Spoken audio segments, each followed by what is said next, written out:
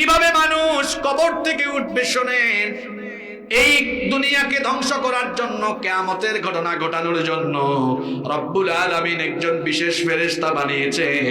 ওই বিশেষ ফেরেশতার নাম হচ্ছে ইসরাফিল। জোরে বলেন, ফেরেশতার নাম কি? ওই ফেরেশতাকে বানানোর পর থেকে তিনি তার মুখের সামনে সিংহা নিয়ে বসে আছেন আর কান পেতে আছেন। কখন আল্লাহ তাকে আদেশ করেন, যখনই আল্লাহ তাকে আদেশ করবেন, আদেশ করার সঙ্গে সঙ্গে তিনি সিংহায় ফু দিবেন। আর আল্লাহর আদেশের পরে ইসরাফিল আলাইহিস সালাম তিনি সিংহায় মোট ফু মারবেন 2 বার। আমার কথা বুঝে থাকলে সবাই পুরুষোচিত কণ্ঠে বলেন, আল্লাহর হুকুমে ইসরাফিল আলাইহিস সালাম সিংহায় মোট ফু দিবেন কয়বার? প্রথমবার তিনি যখন সিংহায় ফু দিবেন, তার সিংহার সেই বিকট ফুৎকারে সেই সময় জীবিত থাকা মানুষগুলোর কানের পর্দা ফেটে গিয়ে সঙ্গে সঙ্গে তারা মারা যাবে। আল্লাহু আকবার। এরপরে প্রথম সিংহার ফুৎকারে মাথার উপরের আসমান, পায়ের তলার জমিন উলট পালট হয়ে যাবে, লন্ড ভন্ড চূর্ণ বিচূর্ণ মেসাকার হয়ে যাবে। আল্লাহ তাআলা কোরআনে কারীমে বলেছেন, ফাইদা নুফিখা ফিস সূরি নাফখাতুন ওয়াহিদা, যখন একটিবার সিংহায় ফু দেওয়া হবে তখন এমন বিভৎস পরিস্থিতি ধারণ করবে। আল্লাহ বলছেন, ওয়া হুমিলাতিল আরদু ওয়াল জিবালু ফাদুক্কাতা দাক্কাতান ওয়াহিদা ফায়াউমা ইদিন ওয়াকাতিল ওয়াকিয়া। আল্লাহ বলছেন, পাহাড় সুদ্ধা এই জমিনকে উপরে উঠায়া একটা আছাড় দিয়ে সবকিছুকে লন্ডভন্ড করে দেওয়া হবে। আল্লাহু আকবার।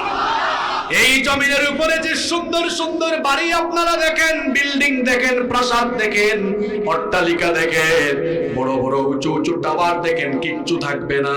কিছুদিন আগে তুরস্ক এবং সিরিয়ায় 7.8 রিক্টার স্কেলের ভূমিকম্পে উঁচু উঁচু ভবনগুলো চোখের পলকে হাজার হাজার ভবন ধসে গিয়েছে।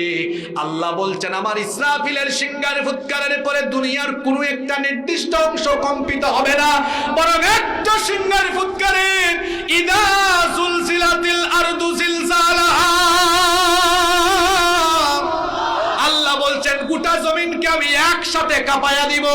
একসাথে কাঁপায়া দেওয়ার পরে জমিনের উপরে যা আছে, বিল্ডিং, ঘর বাড়ি, গাছপালা যা আছে সব কিছু ধ্বংস হয়ে যাবে। জমিনের উপরে তোমরা যে বিশাল বিশাল পাহাড় দেখো, আল্লাহ সূরা মুজাম্মিলের 13 নম্বর আয়াতে বলছেন, ইয়াউমা তারজুফুল আরদু ওয়াল জিবালু ওয়া কানাতিল জিবালু কাসীবাম মাগিলা। আল্লাহ বলছেন, পাহাড়গুলো ইসরাফিলের সিংহার ফুৎকারের পরে বালুর মতো উড়ে যাবে। আমাদের পরিচিত সূরায় আল্লাহ বলেছেন, ওয়া তাকুনুল জিবালু কালহিনিল মানফুশ। সূরা আদিয়াতে আল্লাহ, সূরা কারিয়ার মধ্যে আল্লাহ বলেছেন, পাহাড়গুলো ধুনা তুলার মতো উড়ে যাবে, সূর্য চন্দ্র আলো হারিয়ে ফেলবে, নক্ষত্রগুলো খসে খসে পড়ে যাবে, আসমান জমিন উলট পালট হয়ে যাবে, সবকিছু মেসাকার হয়ে যাবে, ক্ষয় হয়ে যাবে। এজন্য আল্লাহ বলেছেন, কুল্লু মান আলাইহা ফান, সবকিছু ফান হয়ে যাবে, ক্ষয় হয়ে যাবে, লয় হয়ে যাবে। ওয়া ইয়াবকা ওয়াজহু রাব্বিকা যুল জালালি ওয়াল ইকরাম, কেবলমাত্র একজন মহামহিয়ান সত্য অবশিষ্ট থাকবেন। গলার আওয়াজ বড় করে বলেন, তিনি কে? কিচ্ছু নাই। আল্লাহ তখন বলবেন, ইয়া দুনিয়া, হে দুনিয়া, আইনা ইমারুকি, তোর বুকের উপরে থাকা উঁচু উঁচু ভবন, ঘর বাড়ি এগুলো কোথায়? আল্লাহ বলবেন, ইয়া দুনিয়া আইনা আশজারুকি, তোর বুকের উপরে থাকা গাছপাতা, তোর লতাগুলো কোথায়? আল্লাহ বলবেন, আইনা আনহারুকি, তোর বুকের উপরে প্রবাহমান থাকা নদ নদী, সেই নদ নদীগুলো কোথায়? আল্লাহ বলবেন, আইনাল জব্বারিন, হে দুনিয়া, তোর বুকের উপরে প্রতাপ দেখানো প্রতাপশালীরা আজকে কোথায়? আল্লাহ বলবেন, হে দুনিয়া, তোর বুকের উপরে দম্ভ আর অহংকার করে চলাফেরা করা, বিচরণ করা দাম্ভিক আর অহংকারী গুলো কোথায়? আল্লাহ বলবেন, হে দুনিয়া, তোর বুকের উপরে মানুষের উপরে জুলুম করা জালিম গুলো আজকে কোথায়? আল্লাহ বলবেন, লিমানিল মুলকুল ইয়াউম, আজকে ক্ষমতা কার? আপনারা তো কয়েকজন জবাব দিয়েছেন, কিন্তু জবাব দেওয়ার জন্য তখন আমি আপনি আমরা কেউ থাকবো? কেউই থাকবে না। আল্লাহ একা প্রশ্ন করবেন, কোথাও থেকে জবাব আসবে না, কারণ জবাব দেওয়ার তো তখন কেউ নাই। আল্লাহ নিজেই প্রশ্ন করে আল্লাহ আবার নিজেই উত্তর দিবেন, লিল্লাহিল ওয়াহিদিল কাহ্হার। আজকে কেবল একজন প্রতাপশালীর ক্ষমতা চলবে, তিনি কি? আরো জুড়ে বলেন, তিনি কে? আল্লাহর ক্ষমতা আর আমাদের ক্ষমতার পার্থক্য আছে। আমাদের ক্ষমতা আসে আবার যায়, আল্লাহর ক্ষমতা আসেও না যায়ও না। তিনি অনাদিকাল থেকে ক্ষমতায় আছেন, অনন্তকাল তিনি ক্ষমতায় থাকবেন। আল্লাহু আকবার। কোন ক্ষমতার কোন পালা বদল হবে? আমরা তো একটু ক্ষমতা পাইলে আরে বাপরে বাপ, হ্যাডাম দেখছেন, উঠি কি বসি, মরি কি বাঁচি। 2 দিন ব্যাপী এই চেয়ারে বসে কত হুজুররা কথা বললেন। আমিও এসেছি কিছুক্ষণ আগে, একটু পর আমি চলে যাব। চেয়ারের জায়গা আছে, কিন্তু চেয়ারে বসা হুজুরগুলো হুজুরদের জায়গায় নেই। চেয়ার, আমরা মাঝে মাঝে চেয়ারে বসে গেলে অবস্থা হয় এমন, যে বসে চেয়ারে উঠে যায় তখন গিয়ারে। আমি নিজেও গিয়ারে, কারণ আমি চেয়ারে। তবে আমার গিয়ার ঠিক আছে, আমার গিয়ার কোরআনের পক্ষে, হাদিসের পক্ষে, ইসলামের পক্ষে।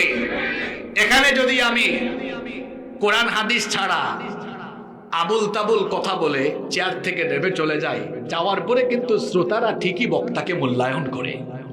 তাহলে দেখা যাবে মানুষজন বলবে না, হুজুরটা আও ফাও সময় নষ্ট করে চলে গেছে। হয়তো আলেমদের প্রতি সম্মান দেখাতে গিয়ে এখানে আপনারা কিছু বলবেন না, কিন্তু এটা অন্য কোনো সমাবেশ হলেই তো তখনই বলতে, এই নাম নাম বন্ধ কর, ঠিক না? হ্যাঁ, এই যে চেয়ারে বসছেন ঠিক আছে, নামার সময় ইজ্জত নিয়ে নামাটা হচ্ছে সবচেয়ে গুরুত্বপূর্ণ ব্যাপার। আমরা মাঝে মাঝে চেয়ারে উঠলে কি আর ইসলামের বিরুদ্ধে, আলেমদের বিরুদ্ধে, কোরআন হাদিসের বিরুদ্ধে? বেটা বসার সময় এটাও মাথায় রাখিও, এখান থেকে নামতে হবে, মনে রাখতে হবে বসাইছেন যিনি, বেশি বাড়াবাড়ি করলে সুতার বাড়ি খাওয়া চেয়ার থেকে নামাইতে পারেন তিনি। এজন্য সব সময় ইসলামের পক্ষে থাকা লাগবে, কোরআন সুন্নাহর পক্ষে থাকা লাগবে। এই জমিন চিনতে হবে, এটা ওলিয়া উলিয়ার জমিন, এটা আলেম উলামার দেশ, এটা শাহজালাল, শাহ পরান, শাহ মাখদুম, শাহ আমানত খান জাহানারি রাহিমাহুল্লাহ এদের আবাদ করা জমিন। এদেশ ইসলামের জমিন, মসজিদ মাদ্রাসার জমিন। এই দেশে ইসলামের বিরুদ্ধে গেলে কেউ টিকে থাকতে পারবে না। সম্মানিত ভাইয়েরা, আল্লাহ বলবেন আজকে ক্ষমতা কার? কেউ জবাব দেয় না, আল্লাহই জবাব দিবেন আজকে ক্ষমতা কার। ইসরাফিল আলাইহিস সালামের প্রথম সিংহার ফুৎকারের পরে সব শেষ। আল্লাহ এবার বলবেন, ও ইসরাফিল, তুমি এবার তোমার সিংহায় দ্বিতীয়বার ফুৎকার দিয়ে তোমার দায়িত্ব কমপ্লিট করো। ইসরাফিল আলাইহিস সালাম তিনি আবার দ্বিতীয়বার সিংহায় ফু দিবেন। দ্বিতীয়বার সিংহায় ফু দেওয়ার পরে কবর থেকে মানুষগুলো উঠে উঠে হাসরের মাঠের দিকে যেতে থাকবে। বলেন আল্লাহু আকবার। এজন্য আল্লাহ বলেছেন, আফালা ইয়ালামু ইযা বু'সিরা মা ফিল কুবুর। মানুষ কি ওই সময়টার কথা জানে না যখন তাকে কবর থেকে উঠানো হবে? আমাদের পরিচিত সূরা সূরা ইয়াসিনের মধ্যে আল্লাহ বলেছেন, ওয়া নুফিখা ফিস সূরি ফাইযা হুম মিনাল আজদাথি ইলা রাব্বিহিম ইয়ানসিলুন। সিংহায় ফুৎকারের পরে মানুষ কবর থেকে আরম্ভ করবে।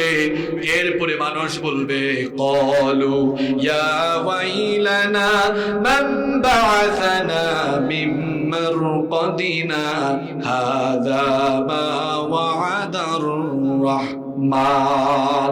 কবর থেকে উঠে মানুষ বলবে, ইয়া ওয়াইলানা, দুর্ভাগ্য, মান বা'আসানা মিন মারকাদিনা, কে আমাদেরকে কবরের ঘুম থেকে ভাঙালো? আওয়াজ আসবে, হাযা মা ওয়া'আদার রাহমান। এটা হলো রহমানের ওয়াদা করা দিন।